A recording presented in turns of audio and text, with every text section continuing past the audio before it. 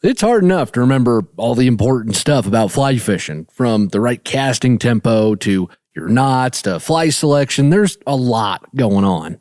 Then when you do manage to catch a fish and you take a picture of it to share online, there's always that one guy who has to comment that you're holding the fish wrong, or you shouldn't have even been fishing today because it's too warm and you're nothing but a maniacal trout murderer. And if that hasn't happened to you, then you've probably heard of it happening to other folks, and you've also probably wondered, okay, does any of that actually matter? Well, yeah, it does. And understanding everything from how trout react to warmer water temperatures to the best way to handle them when we're releasing them goes a long way towards taking care of the fish and the places they live. So today on Untangled, you'll get a deep dive into everything you need to know about handling trout and how to keep them in great shape for years to come. This is Untangled, fly fishing for everyone, presented by Ventures Fly Co. Hey everybody, welcome to it. This is Untangled, and I am your host, Spencer Durant, having more fun than a human being ought to be allowed, but someone's got to do it. Am I right? No. It's great to be here and chat about this topic today. And this one's always interesting because for some reason it brings out a lot of strong opinions from a very vocal minority of folks who insist that everything we talk about with handling trout and best practices for catch and release and how trout react to water temperatures, that none of that stuff matters, and that trout are fine and strong and sturdy enough on their own, and that this is just another attempt by fly anglers to try and make ourselves look like we're better than everybody else. And obviously that's not true. So if you have seen those comments or you've heard that stuff in the discussion about fishing online, definitely let that go in one ear and out the other, because what this is all about is how do we take best care of the resource that we've got? How do we make sure that the fish we're catching are there to grow bigger to catch next year, are there for other people to catch next week, and that we're taking care of these environments as well in a way that the fish will be able to be there for the next 50, 60 years of fly fishing. So that's really what it's all about. It's taking care of the fish and the places they live. And there's actually a lot of science to back up what we're talking about today. This isn't just the rules of fly fishing according to Durant. I actually pitched that idea to the powers that be here at VFC. I want to do a whole podcast series about everything according to Durant, and shockingly enough, it got voted down as, it's going to be too extreme and you're going to offend Europeans or whatever. I don't know. No, I like to joke around with our European friends about the Celsius and Fahrenheit thing, so it's always some good-natured ribbon back and forth. But kidding aside, right, there actually is a lot of science to back up what we'll be discussing today. So again, it's not just me making stuff up. There is science to back this stuff up. And this is also one of the few times in fly fishing where I'd say there's a very clear-cut right and wrong way to do things here when we talk about handling fish and fishing when the water's too warm. Because again, we have the science to prove, yes, you should do it this way, and no, you shouldn't do it that way. So with that all in mind, let's talk about the first thing that's probably at the forefront of our minds right now with the heat waves that we're dealing with here in America, the drought. I know some of our friends across the pond, at least over in England, are dealing with heat waves as well. So there's a lot going on all over, and we're worried about water temperatures. And at the just basic level, trout have to have cool, clean water to be healthy. That's what they need to thrive. That's why you don't find trout in warm, dirty, brackish rivers. They need very cool, clean, highly oxygenated water to survive. And they're very picky about exactly how much oxygen they need in the water. And as water temps rise, the amount of dissolved oxygen that's in the water actually decreases. So the warmer the water gets, the less dissolved oxygen there is. And that means that trout have to work harder to breathe the same amount of oxygen in warmer water that they do in colder water. So if you catch trout in really warm water, they're going to exert more energy both during the fight and then afterwards when they're trying to recover from the fight. There's going to be a lot more energy they have to exert at that point if the water is too warm and you're not catching them when the temps are in that perfect zone. And that perfect zone is for trout. The water is going to start to be too warm when it hits 68 degrees Fahrenheit or freedom units, as we like to say, which is 20 degrees Celsius for everyone who uses that just odd way of measuring temperatures. Again, all good fun, right? But when the water warms up to or past that 68 degree threshold, trout actually have a much higher likelihood of dying after they've been released. Again, not just something that I've come up with. This is verifiable science. And so 68 degrees is actually our cutoff personally here at VFC. When if the water temps hit 68, we just pack it in and we're done fishing for the day. And I think it was last summer that actually we were out fishing. We started kind of early. We wanted to get into a little bit of a PMD hatch in the morning. And we got into a tiny bit of a hatch. There really wasn't a ton going on. And about noon rolls around and the fishing just really shut off. And the last fish I released, I remember thinking, man, this water is really warm. So we grabbed the stream thermometer and we read it, and it was like 69, 70, something right there.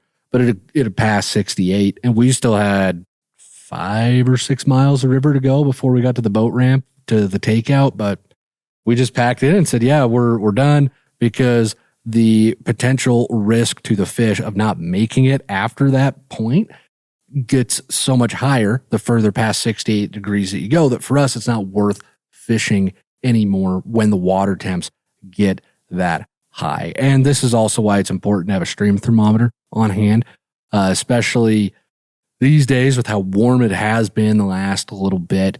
It's a definitely a key piece of gear you need to have in your kit to make sure that you're taking good temp readings and not fishing when it gets too warm. And a lot of this science comes from the folks over at Keep Fish Wet. They are a conservation group geared towards educating and publishing the science about how trout handle warmer waters, low oxygen things, different scenarios, different tips we can do to try and improve how fish survive after we catch them. Just best practices that we can use to make sure that we're keeping the trout in great shape.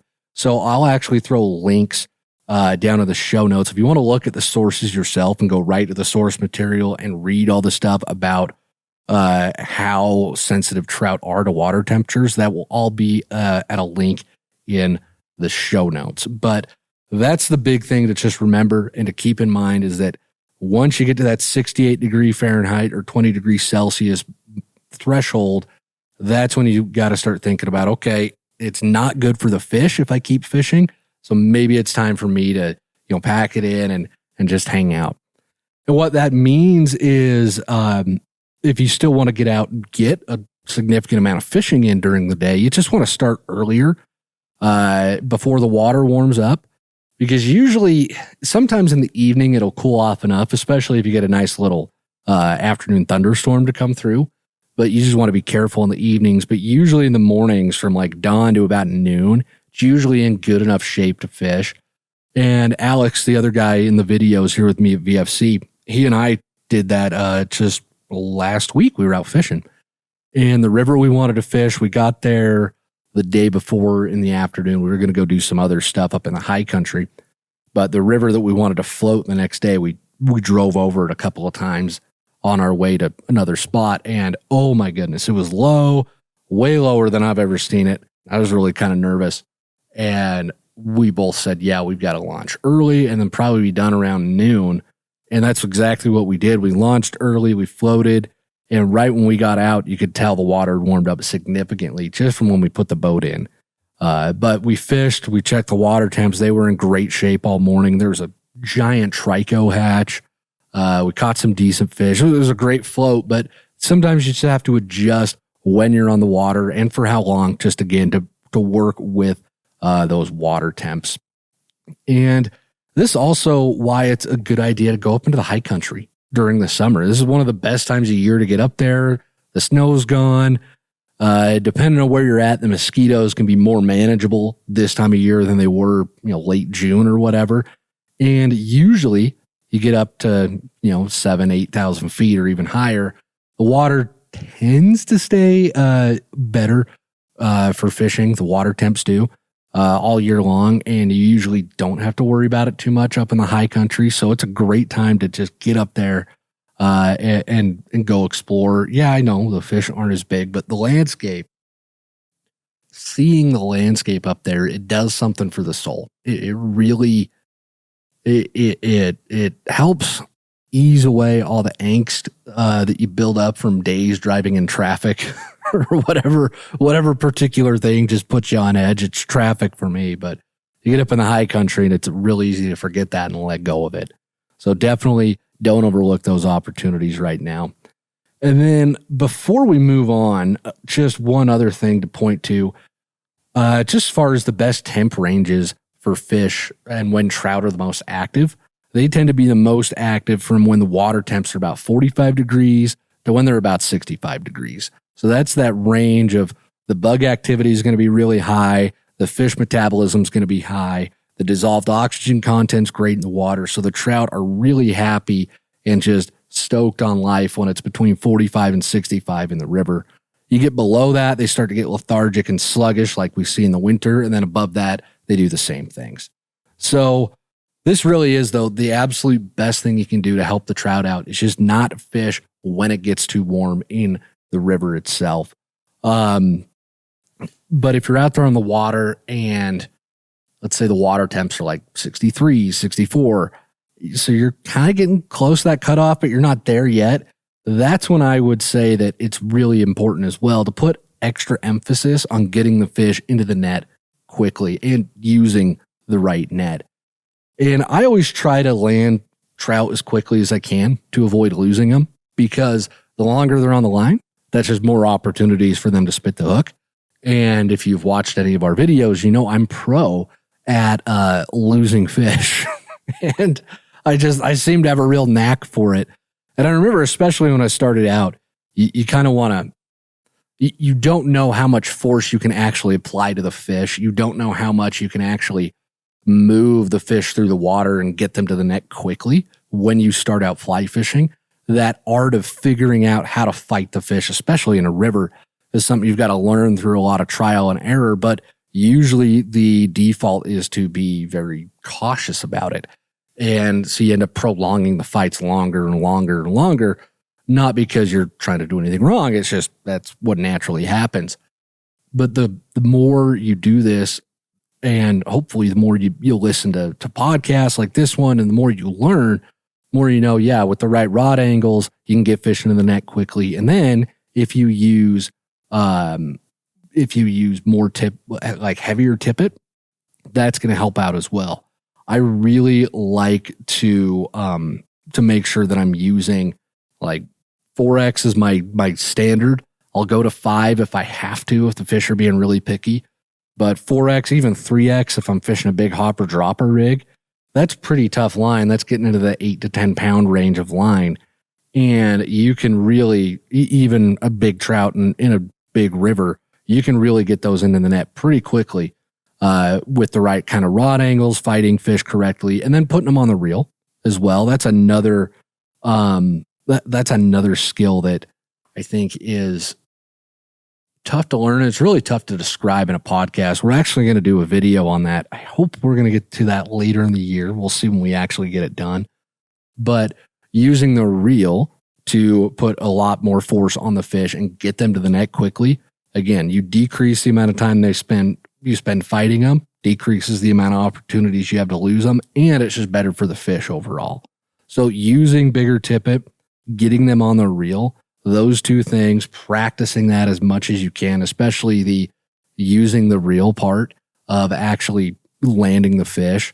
That's really going to help things out as well. And then the net, just to make sure you're using the right net, always use a net that's got some sort of coated, whether it's rubber or silicone, but some sort of coated net basket to it, because the trout have a protective slime layer. We'll talk about that in just a minute. But the cloth nets or the rope nets, they actually remove that slime layer and it opens the fish up to getting some kind of disease and whatnot. So if you use those silicone or rubber basket nets, they're much better on the fish. Okay. And then last thing about rigs and everything else as well, if you want more information about the rigs we recommend to use and how to set them up and even the tippet sizes that we recommend for a lot of the rigs, you can actually grab all of that info in one of our field guides. They're these waterproof booklets that fit right into your fishing pack. They are spiral bound, again, completely waterproof, and they've got all the info about different rigs that we like to use here at VFC. And they're completely free as well. You just got to pay the shipping to get one to you, and we'll send it right on out to you. We want y'all to have this information. So there's a link to grab those down in the show notes, or if you're watching the video podcast, you can grab one by scanning the QR code here on the screen as well. Now, the next couple of things I want to talk about here with just handling fish. Once you get them in the net, right? You've played them quickly. You've used bigger tippet. You've put them on the reel as soon as you can. You've used the reel to help pick up the slack line. You've cranked the drag down so that the fish can't escape they can't run out and make these big long runs. They just kind of wear themselves out quickly. Boom, you get them into the net. Perfect. Real good stuff. Well, once you actually have them in the net, the best thing you can do, and this applies year round, not just in the summer when things get warm, but just minimize how much time you actually spend handling the fish. And I know it's very easy to want to sit there and admire them. It's kind of like that perfectly sauced and crisped up buffalo wing, or a perfect medium rare steak with just the right sear on the outside. You want to admire it for a minute. You kind of want to just, oh yeah, that looks beautiful. And do the same thing with the fish, but you don't have to handle them. You don't have to hold them as much because that'll stress them out, especially when the water's warmer too. It just adds more stress to them. So minimize the handling time. And when you go to get that hook out, the first thing you want to make sure you do is get your hands wet, because like we mentioned just a second ago, fish, they've got that protective slime layer on them. Your dry hands will actually remove that. So always just dip your hands, get them wet first, and then go to grab the fish to get the hook out. And as far as getting the hooks out, doing it quickly is a bit of a skill as well. Really, it's just about everything in fly fishing is a skill. There's very few things we do that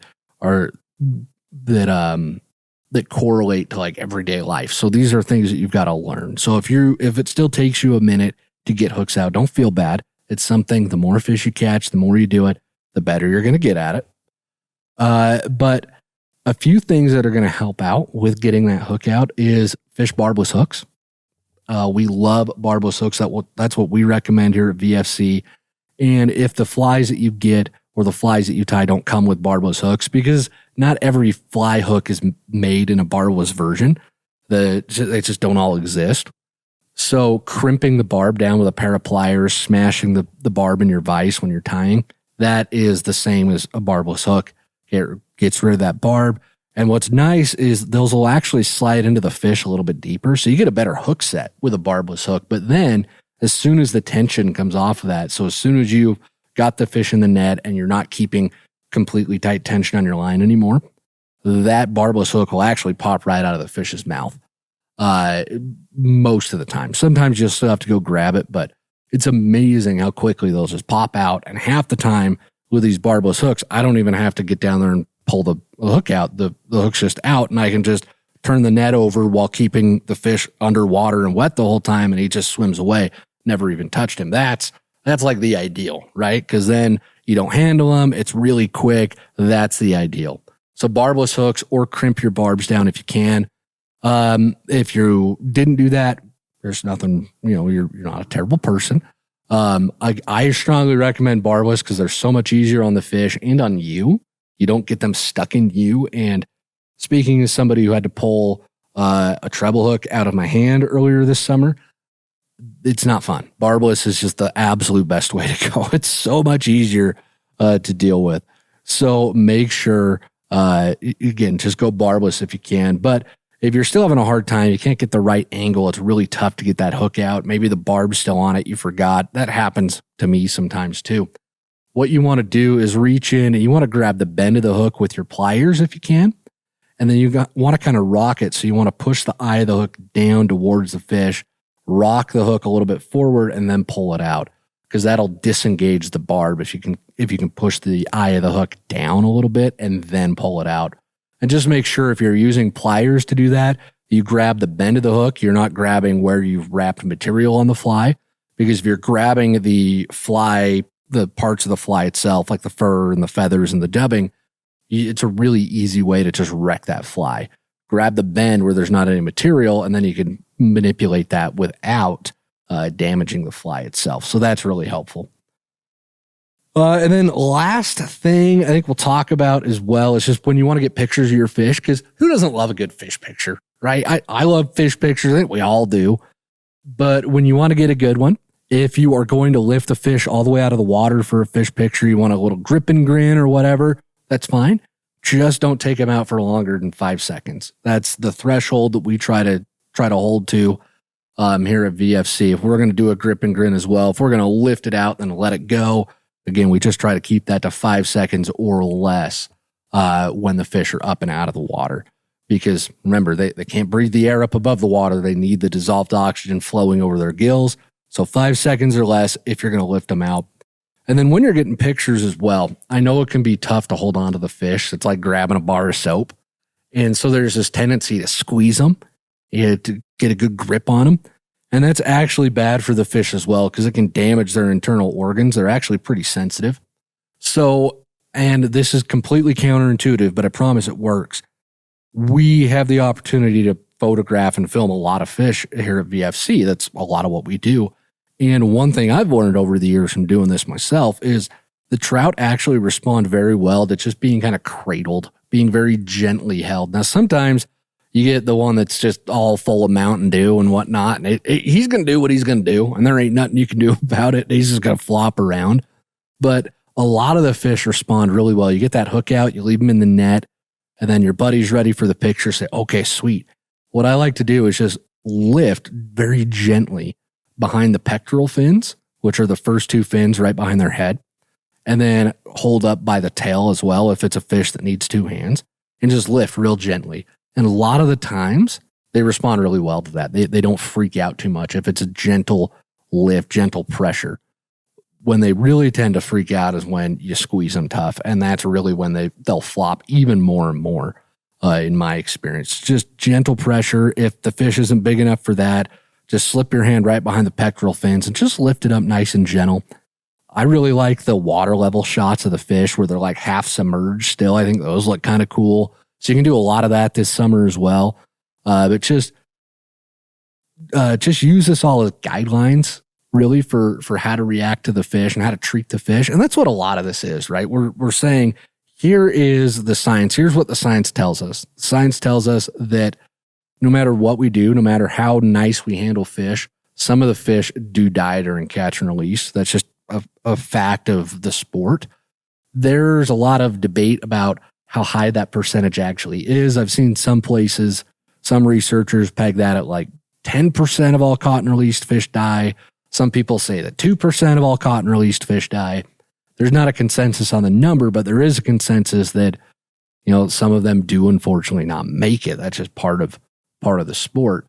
But what we're trying to do is take what we know and use these as guidelines to develop the best way to handle the fish, right? We know that they don't do well with low amounts of oxygen. Okay, so we quit fishing when it's 68 degrees or warmer in the river. That's pretty easy. When we do get them into the net and we're ready to get pictures, we're to get the flies out of their mouths, decrease the handling time, make sure our hands are wet, and keep that air exposure to 5 seconds or less. You do these things, and you're setting that fish up to be in great shape when it goes back into the water, and the fishery itself, you are keeping in as great a shape as you possibly can. And that's what this all comes back to, right? It all comes back to, how do we take care of the fish? How do we take care of the fishery? Because we love these things. We want them to continue to exist. We want to be able to go fish, next week or next year, whenever it is we're going to get on the water. We want to be able to fish again. We want to have nice, healthy, happy fish to catch. So why not take care of them, right? And that's all that we're getting at here is, this is what the science tells us. This is what we know helps. So let's do these things. Let's make sure we're aware of it all, because that's the other side of it too. I think there's this expectation that you just come into fly fishing knowing this right out of the gate. And I don't think a lot of people do. I sure didn't. When I started fly fishing, I didn't know how they reacted to the water temps or anything like that when I got started. And it took some education to help me learn, like, oh yeah, when you lay them on the bank and get a picture of them covered in dirt and grass, that's really bad for the fish because A, they've been out of the water for longer than 5 seconds, and B, all that dirt and grass rubs the slime layer off of them, so they're much more susceptible to disease when you put them back in the river. That's just not a good situation for that trout to be in. Whereas, yeah, just this nice gentle lift, nice picture like that, that's a much better situation for the fish to be in. But again, you don't always know that. It's not always taught right at the get-go. And then, unfortunately, a lot of it's taught through, I say taught, I use that term very loosely. But you'll get the folks who know it and get frustrated that other people don't know it, and they'll start hollering away and on social media comment sections like, I can't believe you people, you're killing fish.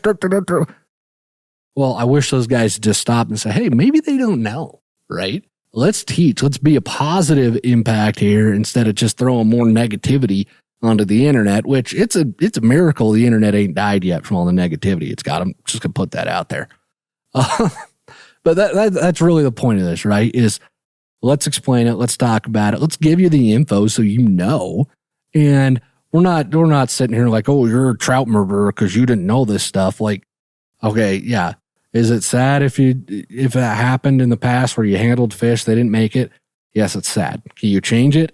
No. Can you do better the next time you're on the water? Absolutely. And that's the whole point of, honestly, Untangled, right? And everything we do here at VFC is be better the next time you're on the water. So that's just something to keep in mind. Guidelines to use.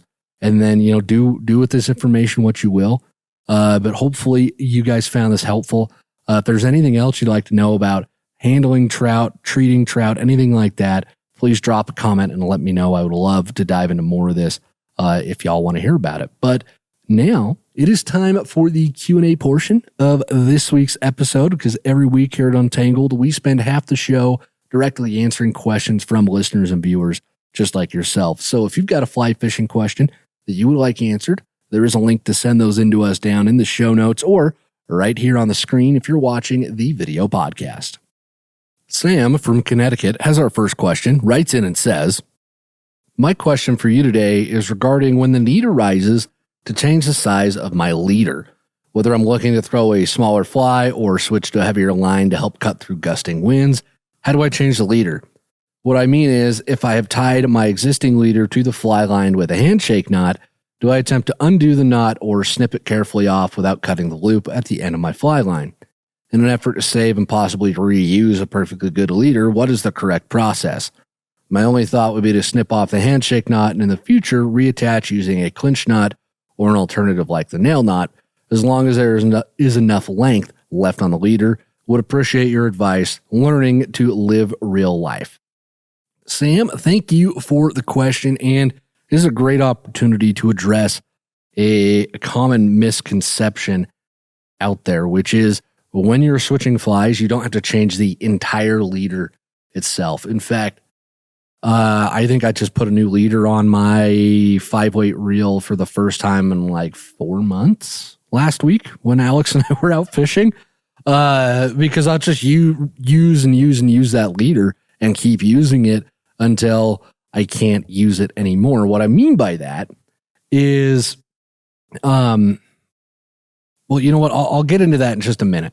Let me address the rest of your question here, and we'll get into how to use a leader for a long time here in a sec. But the only time that I would worry about changing my leader out for a fly that I'm throwing is if I was going to go from nymphs and dries to a streamer, because with streamers you generally don't want a tapered leader, and you generally want some thicker line, because thicker line carries more energy in it.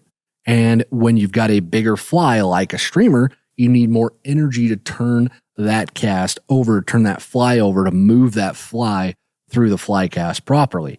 So I like to, for my streamer rigs, I just use like 8, 10, or 12 pound fluorocarbon, just like a 5 to 7 foot chunk of it.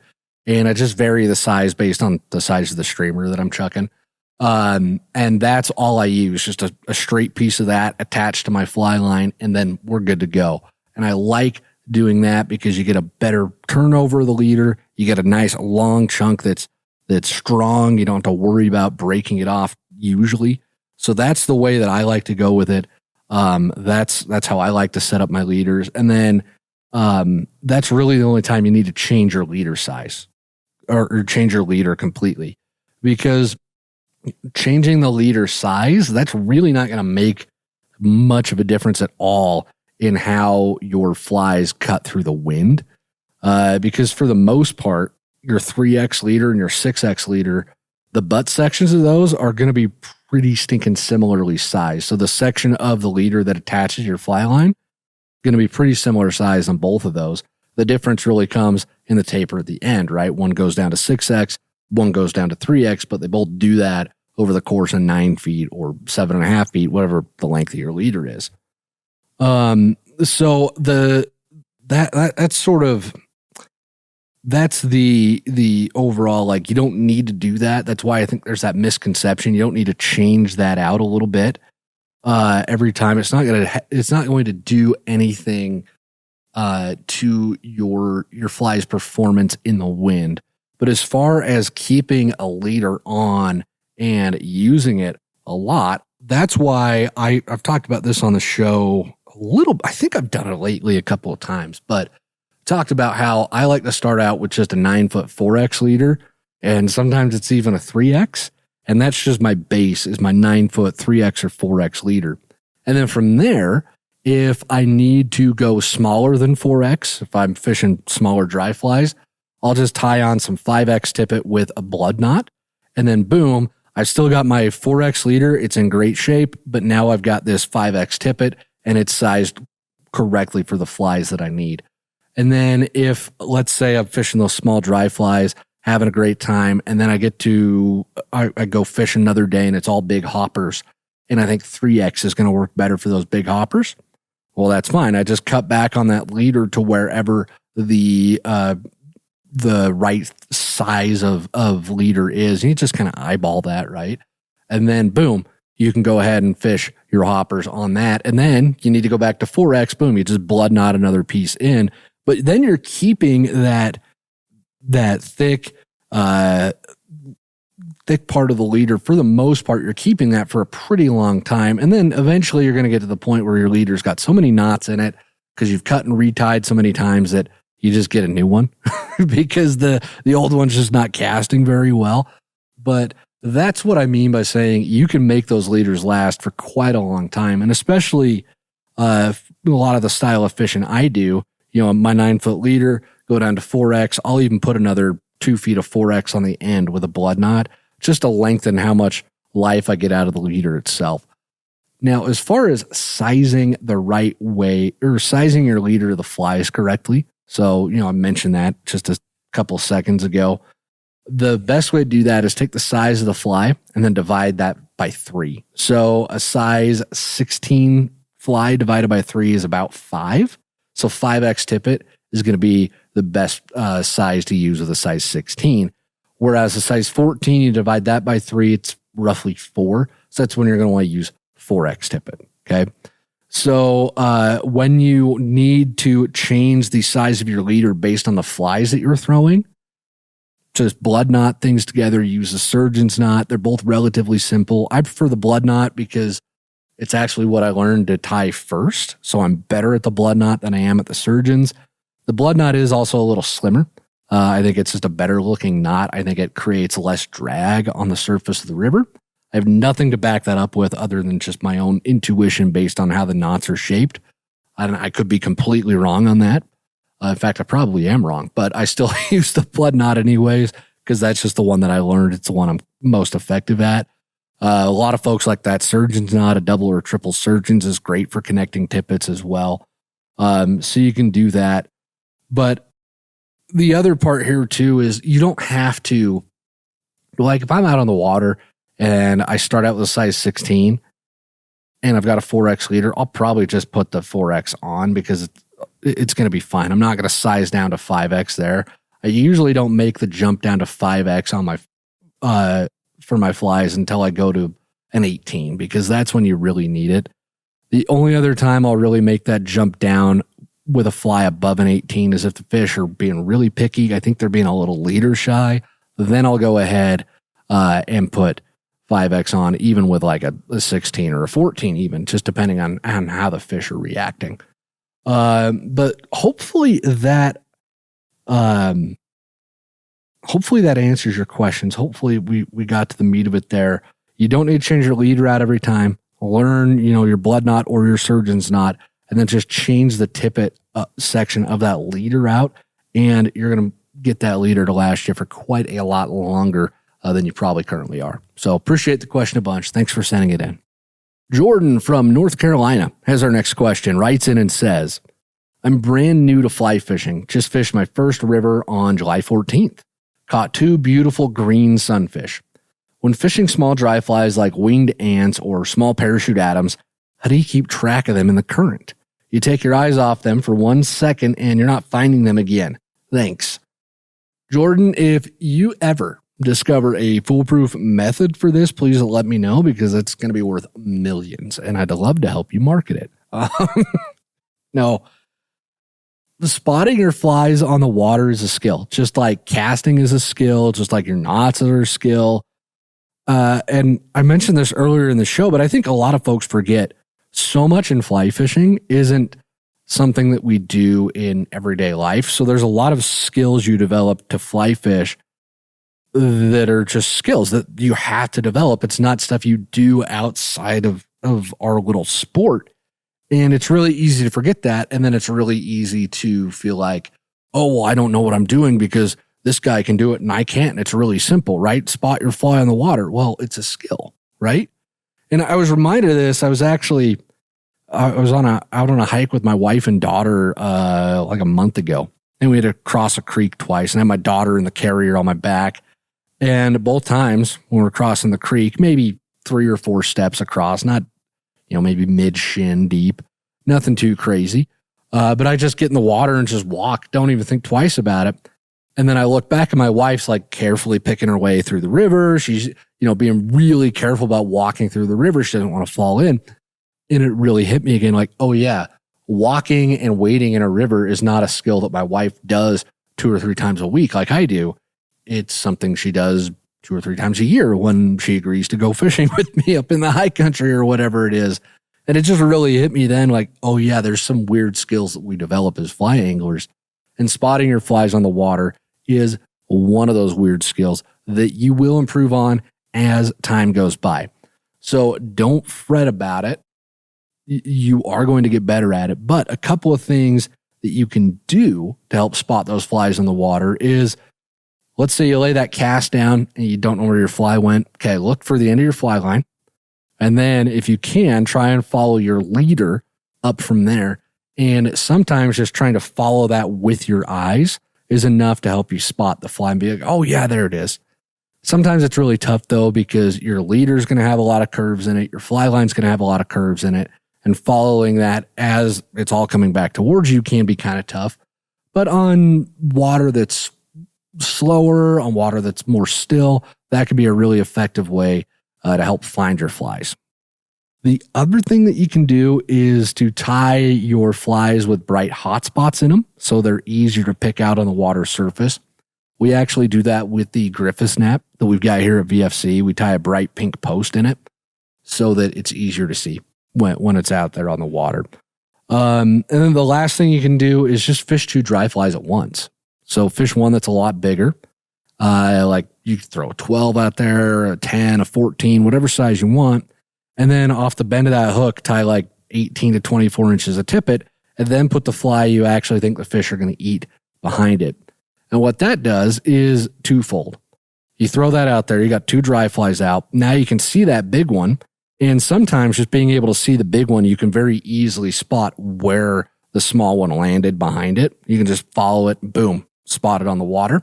The other thing that's nice is that big one's also going to act like an indicator for that small fly. So if that small fly gets eaten, if a fish comes up and tugs on it, your big fly, your first fly is going to stop. It's going to go underwater. It's going to wiggle side to side. It's going to do something not natural. And then that's going to let you know, oh, something ate that other fly behind this. Boom, you set the hook and you're into it. So that's another way to just help you spot those flies and keep track of where they are. But again, it's a skill. Spend more time on the water. If you need an excuse to spend more time on the water, here it is. Like, go hone your fly spotting skills, and it'll help you out a bunch. But thanks for sending that question in. Appreciate you. Mike from Washington has our next question, writes in and says, I'd like to know your thoughts on tippet rings versus micro swivels and when either is ideal to use and not, and thoughts on the yarn indicators. Mike, this is a good question. It's just funny. We get more questions about tippet rings than I ever thought we would, because they're such a niche thing that I didn't think that many people were concerned about tippet rings and micro swivels too, to be honest. So it's just one of those things that's kind of surprised me a little bit as we've done this show. I'm not knocking on it, of course. It's just surprising. So tippet rings, they're literally exactly what they sound like. Tiny little metal rings, usually I think they're stainless steel, that you attach to the end of your leader or your tippet. And I know a lot of folks love them. A lot of folks use them, and they certainly have their place in different rigs, especially when you're nymphing, because what you can do is you can tie a tippet ring onto the end of your leader. And then from that tippet ring, you can tie one really long tag and one really short tag. And you can drift nymphs off of those tags, and they're drifting completely independently of each other. So they get a very natural, good, clean drift. They look really great in the water. The downside is they tangle a lot more easily during the cast. And then I don't know that it matters, but it feels like it matters to me. I think adding a piece of metal to the rig, I think it creates this little bit of a hinge point where the flies drift a little bit differently from the rest of the leader. So the drift itself isn't as completely clean and natural as it could be. And then I'm also not convinced that tippet rings don't impact drag in some very minute way on the nymphs. And we're splitting hairs here because tippet rings are tiny, so I don't know how much they're going to impact the drag, but I just think that adding anything else to the rig, and I feel the same way about split shot. I don't use split shot unless I don't have a choice, because when I add that to my rigs, I lose sensitivity. The fish can feel the weight of the split shot when they go to eat your flies. So I don't use split shot for that exact reason. I want as natural a rig as I can possibly get. And I think the same thing applies to tippet rings, much lesser extent because they weigh a lot less than split shot does. But I think that I think that might still be there. So I just prefer not to use tippet rings at all for that reason. Again, splitting hairs, it may not actually matter. And it's just my 2 cents. I got nothing to back this up. I'm sure folks out there use them who are going to tell me that I'm blowing things out of proportion, and maybe I am. And if you think I am, definitely let me know. The other case that you can use tippet rings as well, I do see them used in dry fly rigs sometimes, where people will put a tippet ring on the end of their leader and then just tie the dry fly tippet off of the end of that. The thought being that they can make that step from like a 4X leader down to 6X, keep it kind of short and get the turnover really well, and then get that really delicate presentation with the 6X. And yeah, it definitely works. But again, I worry about the drag of the tippet ring on the water. I worry about, the tippet ring obviously sinking and pulling my leader down. So it's one of those things where, to me, I just look at it and I think the pros or the cons outweigh the pros for me. It would help my nymph rigs be a little bit cleaner, but I just tie my nymph rigs in tandem, or I tie tags with a blood knot or a surgeon's knot, and that works honestly just as well as a tippet ring for me, right? And on top of that, they are very easy to lose. And every time I've tried to tie them on, I lose 2 or 3, I feel like, because they're so small. So they can be really tough to put onto the leaders, especially when you're in the middle of the river. So I just don't like them for that reason. Now, micro swivels, these are exactly what they sound like. They're just little swivels that are designed for fly fishing. I'm not a fan of them either because, again, they're adding more weight and bulk to your rig. They're adding more opportunity for unnatural movement to your rig. So that's something I personally want to stay away from as much as I possibly can. And the only use case you really get into for micro swivels is with streamers, because the micro swivels you don't want to use them for nymphs. They're really going to mess with the drift of the nymph. But for streamers, you can swap a streamer out really quickly with them. They are convenient for that if you're going and cycling through streamer patterns, trying to find something the fish want to eat. But I'm not so sure that I'm going to trust the strength of the micro swivel over the strength of a well-tied knot. And I know you're thinking, Durant, okay, that's a metal and your knot is fishing line. What the heck? What are you on? Have you not had any Diet Coke today? Are you talking crazy? Well, I might be, but I know how easy it is to bend out those micro swivels. They're not made out of super tough material, right? So for me, I'm like, no, this knot has a lower chance of failure than the micro swivel that could bend out and then the streamer just pops off. So I don't like using them for that. So yeah, that's my 2 cents on micro swivels and tippet rings. I just think they're more work than they're worth, and they introduce more potential issues than they solve. So as far as yarn indicators, I never use them. I tried them out a little bit and I don't like them because you've got to consistently add floating to them to keep them floating. They don't lock in place on the leader, as well as like a screw-on indicator like the Oros that we like to use here at VFC. If I'm in a situation where I'm nymphing and a yarn indicator would help, that's generally a really small nymph, because yarn, yes, you can tie some that can hold up bigger nymphs, but generally you don't want to use a yarn indicator for a really heavy nymph rig. But if I'm in a situation where yarn indicator is called for, that's going to be a small nymph in crystal clear, usually slower moving water. And at that point, I would much rather just sight fish the nymph to the fish itself without any indicator, because that's actually a lot of fun. You just cast and watch the fish. And if the fish moves, you just set the hook. And a lot of times it's a lot of fun to do that if you can actually, see the fish and your nymph the whole time. But a lot of times I'll just go with a dry fly on top instead if I've got to suspend that really small nymph, because I think the dry fly landing on the water looks more natural, so it's less likely to spook the fish, and it gives fish another opportunity to eat something as well. Maybe they'll eat that dry fly after all. So that's what I like to do if I'm in a situation where I would need a yarn indicator, is just go that route with the dry dropper rig, or just sight fishing the nymphs with no indicator. And just waiting to see the fish move and then go ahead and set the hook.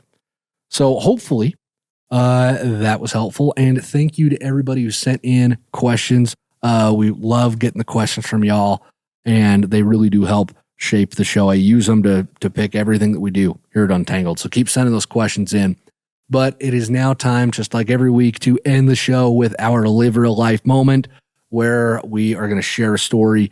We even got a great picture as well from someone out there in the VFC audience who's been living real life. So if you've got a Live Real Life moment you would like to share, there is a link to send those in down in the show notes, or right here on the screen if you're watching the video podcast. And this week's Live Real Life moment is from Mark. During a family vacation in Canada, I decided to bring my fly fishing gear, waders and all, just in case an opportunity arose to sneak out for a few hours on the water. I had time one evening, so I set out for the river. As I drove in, I was disappointed to see a sign that read "For camper use only." I turned back feeling defeated, knowing I couldn't fish there without a camping reservation. Driving back toward my original destination, I noticed a local leaving a small turnout. We exchanged a wave, and something compelled me to stop and chat.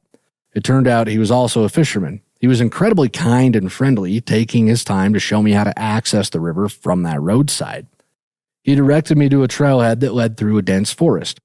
I started my short hike around 9 p.m., knowing Canada's sun doesn't set until about 10:30 p.m. in July, so I still had time. As I walked deeper into the forest, I felt a slight worry about running into a moose or finding myself in a sticky situation alone. But when I finally emerged from the trees into a clearing, I was rewarded beyond anything I could have imagined. The fast-flowing river lay before me, framed by breathtaking mountain peaks. My anxiety instantly dissolved into complete awe. I stood there, surrendering myself to the beauty of nature. I could almost hear Spencer's voice in my mind replaying all the mental notes I had collected from hours of binging VFC's podcasts and the Live Real Life stories. Everything I had learned in my 3 short years of fly fishing came flooding back to me as I set out to chase my first wild trout. About 10 minutes in, I missed a topwater strike on my small, chubby Chernobyl dry fly. The slurp of the fish was so audible and distinct against the quiet of the river, with only birds chirping in the distance and water rushing past me. I missed the hook set due to some slack on the line, or it was probably a small trout, but now I am getting really excited as I worked every riffle and seam upstream. 30 minutes passed, and though it was now 10 p.m., the sky was still bright. I saw no signs of life, until suddenly fish began jumping near the center of the river. They were literally breaching out of the water. There had to be submerged structures creating holding spots I couldn't see in the dim light. Quickly, I got into position and casted about 40 feet toward where I saw the last fish. I paid careful attention to my drift, matching the river's pace and mending my line when needed. Suddenly, bam! An aggressive take on my dry fly erupted, and I set the hook, but missed. Heart pounding, I recast a few times, and soon enough, I hooked my first wild rainbow trout. The feeling was surreal. As I released it back into the river, I saw more fish breaching, so I got right back to work. Moments later, bam! The most aggressive topwater bite I'd ever seen. I set the hook, and this fish felt heavier than the last. The fight felt endless against the current. Its stamina made me believe it was a much larger fish than it was. I would have been ecstatic even if it was just 5 inches long, but it was well over 12 inches. I was over the moon, my first wild brown. That evening was an unforgettable live real life moment. I am absolutely addicted to fly fishing all over again and forever grateful to that kind local fisherman who turned a simple evening into a lifelong memory and made my dream a reality. Mark, I got nothing to add. That's fantastic. Well told. Just, you captured it beautifully. You really did a good job, and congrats on the fish. Those browns hit a little different sometimes, don't they? I love it. Thank you so much for sharing that with us. And thank you to everyone else who watches and listens to the show all the way through every week. It does more for us than you know. If you want to help us out even more, rate and subscribe to the show wherever you're listening to it. Make sure you tell everybody you know about VFC and about Untangled. We want to help as many people live real life as possible, and we do that by sharing the stories, sharing the content with them. So please tell everybody you know about VFC. Let's get more folks having experiences like what Mark had. And until next week, everybody, get out in the water, enjoy yourselves, and live real life.